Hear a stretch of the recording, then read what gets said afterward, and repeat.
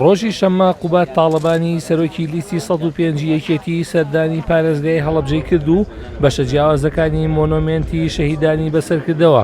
دوای دانانی تاجە گوڵینە لەسەر مەزاری شەهیدان ماڵی کللتوری هەڵەبجەی لە ناو مۆنۆمێنتەکەدا کردەوە و دواتر ژمارەیەک دیدار و کۆبوونەوەی لەگەڵ چین و توێژەکانی هەڵەبجە ئەنجامدا.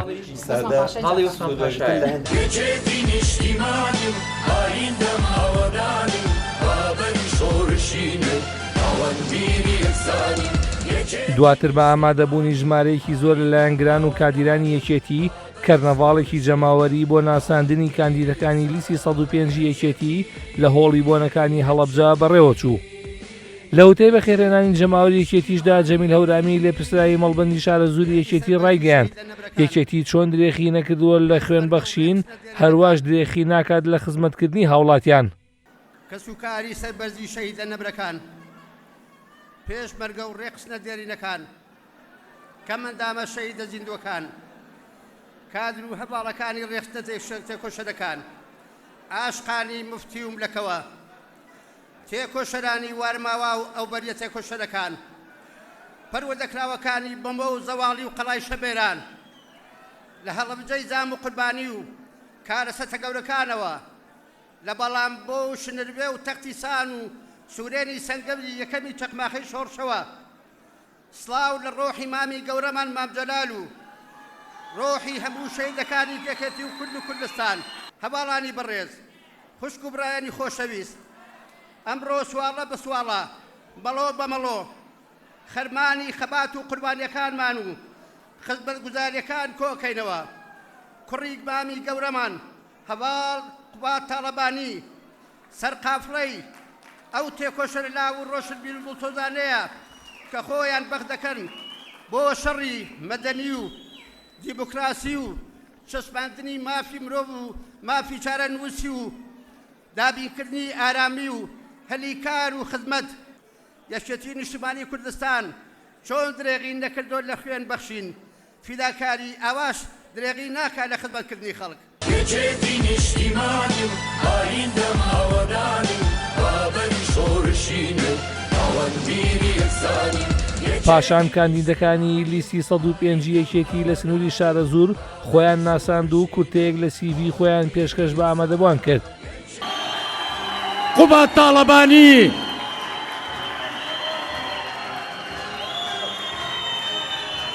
پاشان قوبات تاڵەبانی سەرۆکی لیستی 105 یەکێتی پەیامێکی ئاڕاستەی شاری هەڵەبجە کرد و ڕایگەیاند مێژووی هەڵەبجە پڕە لە سەروەری و ئازایەتی و مەعریفە و هەزاران کەڵەپیا و شاعیری تێدا بووە ئەوەش پاڵنەرێکە بۆ ئەوەی پارێزگاکە بەرەو ئارامی و خۆشگوزەرانی هەنگاو بنێت. سڵاو لە هەڵەبجە پایتەختی ئاشتی یا حەقە بڵێم سڵاو لە هەڵەوجە ئەو هەڵەبجەی کە یەکەم مەفرەزەی سەرەتایەکانی لێ هاتەوە ئەو هەڵەبجەی کە یەکەم شەهیدی شۆڕشی نوێیدا شەهید فاتح شێخ حەیدەر ئەو شارەی کە کچە کوردێک لە سنەوە بۆی هات شووی بە وەسمان پاشای جاف کرد و بۆ 9 ساڵ حکمڕانی کرد لێرە ئەو شارەی کە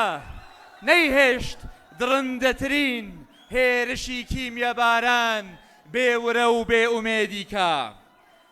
هەواڵان کەس و کاری سەربەرزی شەهیدان تێکۆشەرەکانی یەکێتی نیشتیمانی کوردستان مێژووی هەڵەبجە چیرۆکی هەڵەبجە تەنها چیرۆکی دڵتەنگ و دڵتەزێن و پڕ نییە تەنها لە نەهامەت و ناخۆشی بەڵکو مێژووی هەڵەبجە پڕ بووە لە سەربەرزی و لە سەروەری و لە ئازایەتی و لە خۆشی و لە مەعریفە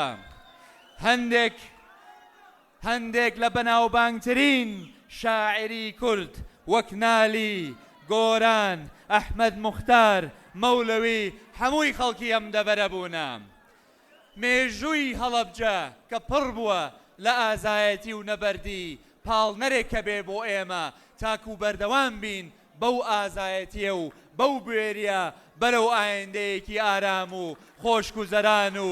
گەشت بۆ کۆمەڵانی خەڵکی کوردستان. یا قوبا تاڵبانی وتی شیەکێتی سەلمان دوێتی پابەندی بەڵێنەکانی بووە و ئەو دروشمانشی هەڵی گرتووە جێبەجێی دەکات لە پشت هەر هەنگاوێکی گرنگیشەوە بووە کە لە هەرێم درابێت. سەلمان دووشیانە ئەگەر پێویست بێت شەڕ دەکەن و خاکی کوردستان دەپارێزن و پارێزگاریش لە دیموکراسی و ئارامی دەکەن. زۆر کەس هەبوونە کە هاتوون بەڵێنی بە ئێوە داون، زۆر کەس هاتوون کە پێتانی وتووە واتان بۆ ئۆکەین و واتان بۆ ئۆکەین و هەرچەندە یەکێتی بێگەر نییە، یەکێتی بێکەم و کورتی نییە، بەڵام یەکێتی پابند بووە بە بەڵێنەکانی ڕابردووی خۆی و ئێستش ئەی سەلمێنێ کە ئەو بەڵێنانەی کە پێشکەشتانیەکە جێبەجێیەکە بە پشتیوانی ئێوە. تەنها یەکێتی توانیوێتی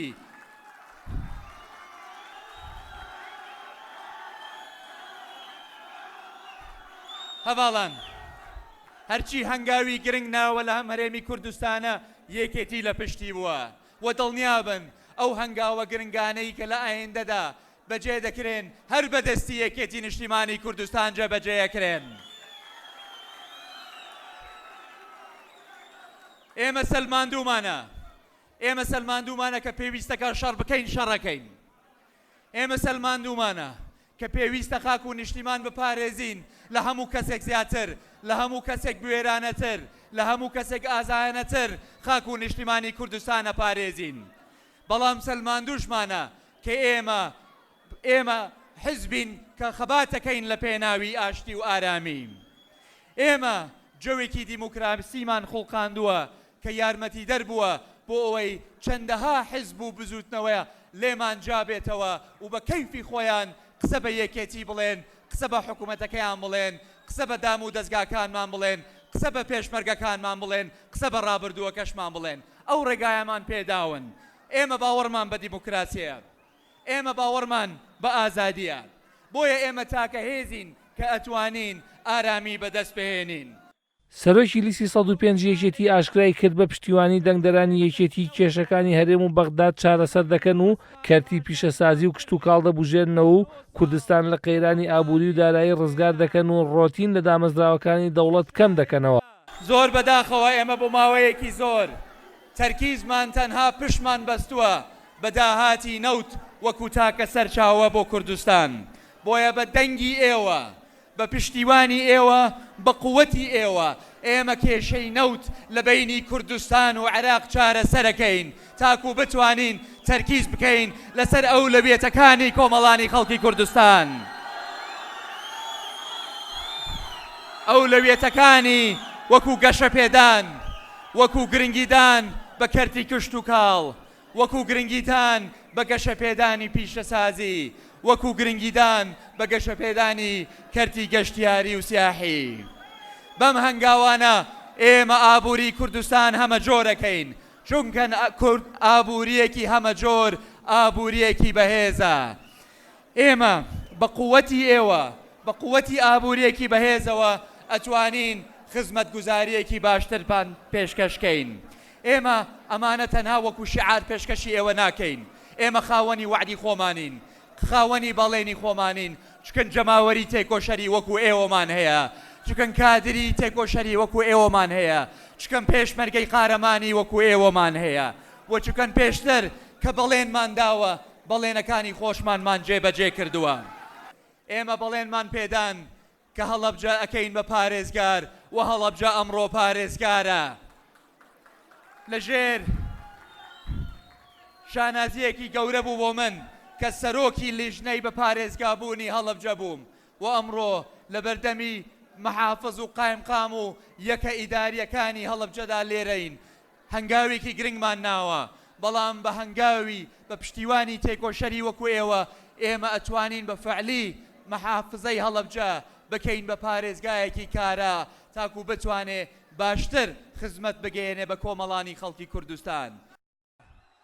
لە کۆتاییدا قوبا تاڵبانی باسیلەوە کرد زۆر لایەن هەیە بەڵێنێک دەدەن کە ناتوانن جێبەجێ بکەن، بەڵام ئەوان شەڕ دەکەن لەسەر مافی کەسوکاری شەیدان و جوتیاران، وتیشی دەنگ بدەن بە لیستی 105 بۆ خزمەتکردنی خەڵکو و ئاوادانکردنەوەی کوردستان. زۆر لایەن هەیە، زۆر لایەن هەیە بەردی گەورەیان هەڵگرتووە، زۆر لایەن هەیە بەردی گەورەیان هەڵگرتووە، بەڵام بەداخەوە ئەو بەردەی کە هەڵیان گرتووە تەنها هاویشتیانەتە بیناکانی حکوومەت و دام و دەستگا حزبیەکان ئەو بەردە گەورانەی کە هەڵیان گرتووە نەیان توانیوە بیهاوێشن نەیان توانیوە ببەنە خاوەنی بەڵێنەکانی خۆیان ئەنواعی بەڵێنی بێبنەما و بەڵێنی بێکرداریان پێشکەش کردوون بەڵام هیچ کەرەستەیەکی حکومڕانیان نەبووە تاکو ئەو بەڵێنانە جێبەجێ بکەن بۆیە من لێرەوە بە ناوی خۆم وەکو سەرۆکی لیستی 105 بە ناوی ئەندامە بەڕێز و تێکۆشەرەکانی لیستی 105 یەکێتی نیشتیمانی کوردستان داواتان لێ ئەەکەین دەنگ بدەن بە لیستی 105 تاکو یەکێتیەکەمان بەهێز بکەینەوە تاکو بە دەنگی ئێوە بە قووەتی ئێوە پابەند بین و بە بەڵێنەکانی خۆمان دەنگ بدەین بە لیستی 105 تاکو بە قووەتی ئێوە بتوانین شەڕ بکەین بۆ شایستە داراییەکانی کەس و کاری سەربەردی شەیدان و تاکو شەڕ بکەین لەسەر مافی جوتیارەکانمان دەنگ بدەن بە لیستی 105 تاکو ئێمە ئارامی بەدەست بهێنین بۆ کوردستان دەنگ بدەن بە لیستی 105 تاکو ئێمە بە پشتیوانی ئێوە کارگەکانمان بەگەڕ بخەینەوە و کوردستان ئاوادان بکەینەوە کەرتی کشت و کاڵ ببوژێنینەوە لە کوردستان دەنگ بدەن بە لیستی 105 تاکو خزمەت گوزاریەکی باشترتان پێشکەشکەین ئەو خزمەت گوزاریە کە شایستەی تێکۆشەری وەکو ئێوە بێ دەنگ بدەن بە لیستی 105 تاکو ئێمە بتوانین قەرەبووی زیانی گیانی هەڵەبجەیەکان بدەینەوە دەنگ بدەن بە لیستی 105 تاکو ئێمە بتوانین بەردەوام بین لە بەدواداچوون بۆ منداڵەون بووەکانی ئەم دەبەرە سلااو لە خەڵکی بە شەرەفی هەڵەبجە سلااو لە خەڵکی هەورامانی سەربەرز پێی ئارامی فرسەت و هەرمانی پێی خزمەت دەنگ دەیدەی پێی من تا خزمەت ئاکەر و هەر بژی هەر شاد و سەربەرز و سەرکەوتوو بن